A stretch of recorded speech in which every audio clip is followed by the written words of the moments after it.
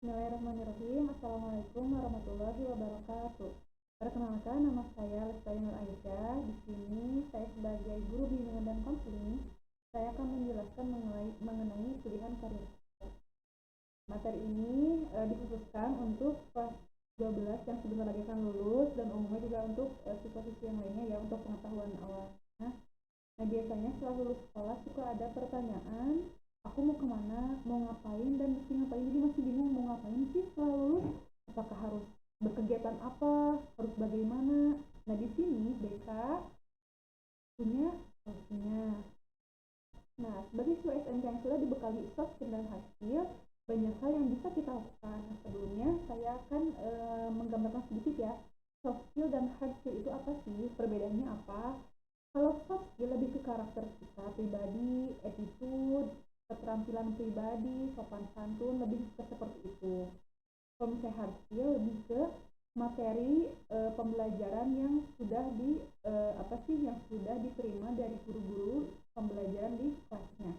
Jadi soft skill dan hard skill itu tidak bisa dilepaskan karena saling berkaitan satu sama lain, dan penting juga untuk diaplikasikan nanti setelah lulus.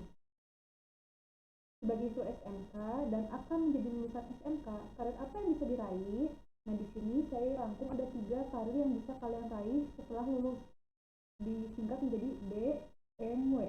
B-nya itu adalah bekerja, W-nya itu melanjutkan, B itu bekerja, M itu melanjutkan, dan W-nya adalah wirausaha. Nah, di sini saya akan menjelaskan dulu bekerja. Bekerja merupakan suatu kebutuhan manusia, realistis ya, kebutuhan untuk nafkah, kebutuhan untuk mengaktualisasikan skill, dan lain-lainnya. Pekerjaan adalah sumber penghasilan. Tadi ya, seperti tadi, memang pekerjaan juga pada akhirnya untuk mendapatkan suatu penghasilan yang dibutuhkan untuk sehari-hari. Ketiga, bekerja merupakan perwujudan citra manusia dari Tuhan, karena Tuhan sudah memberikan kita skill, sudah memberikan kemampuan, sudah mendapatkan materi dari pembelajaran juga. Nah, bekerja juga merupakan perwujudan citra dan aktualisasi keterampilan yang sudah diberikan. Nah, untuk mendapatkan pekerjaan ada beberapa tahap yang bisa ditempuh, yang harus ditempuh. Di antaranya, yang pertama, mencari lowongan pekerjaan. Lowongan pekerjaan bisa dicari atau bisa diketahui. Yang pertama adalah dari lowongan informasi dari BKK Bursa Kerja yang ada di sekolah, bisa diinfokan dari guru-guru itu. Yang kedua adalah lowongan kerja bisa dicari dari website, dari media sosial, dan sebagainya. Hanya saja yang harus kita perhatikan adalah informasi-informasi yang ada di media sosial harus dicari lagi keabsahannya, harus dilihat lagi kevalidannya, karena tidak jarang informasi yang ada di website itu atau di media sosial itu biasanya hoax atau penipuan. Makanya harus hati-hati bila mencari kerja lewat media sosial.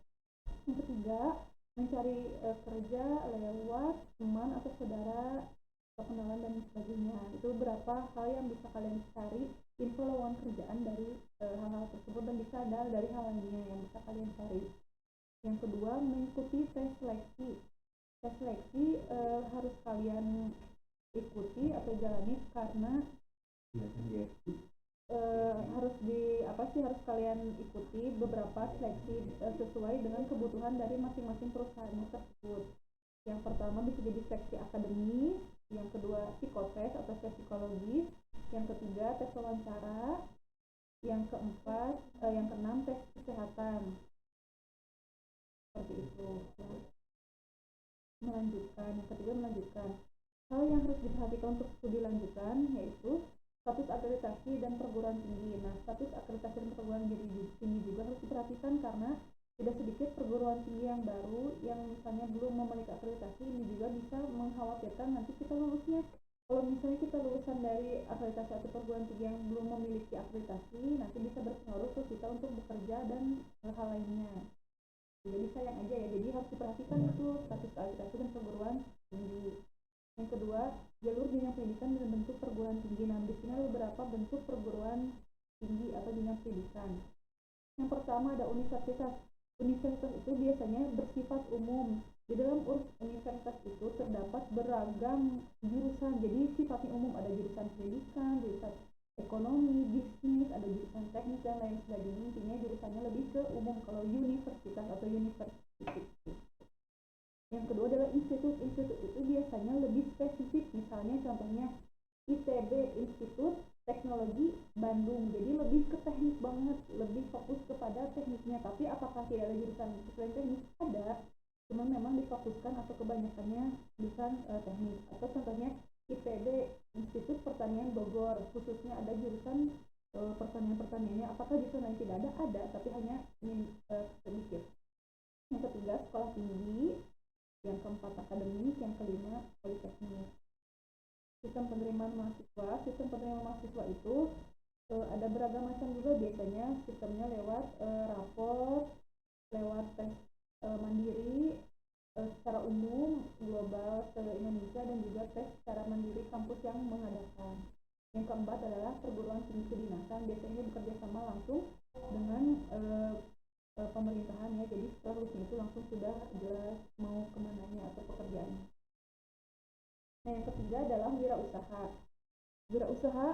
Kegiatan wirausaha atau bisnis mandiri yang setiap sumber daya dan kegiatannya dibebankan kepada pelaku usaha. Maksudnya dari awal perencanaan sampai pemasaran, kita sendiri sebagai pelaku usaha yang bertanggung jawab terhadap hal tersebut, mulai dari modal, mulai dari perencanaan, apa saja yang apa sih kegiatan yang akan dilakukan, pemasarannya, target pemasarnya ke siapa, itu sudah tanggung jawab dari pelaku usaha tersebut.